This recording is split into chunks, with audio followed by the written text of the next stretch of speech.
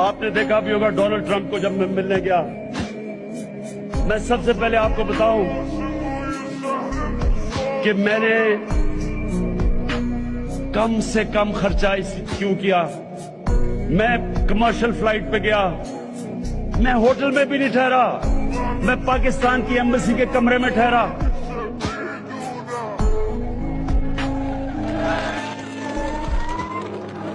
क्योंकि मैं उनको यह बताना चाहता था कि मेरे मुल्क के ऊपर इस वक्त मुश्किल माशी हालात हैं, मैं अपने मुल्क का पैसा बचा रहा हूं।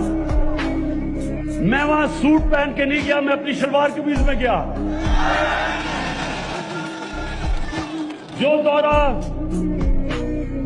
जो दौरा नवाज शरीफ और जरदारी ने $12 लाख से और $14 लाख में किया, वो मैंने $1.5 लाख में किया।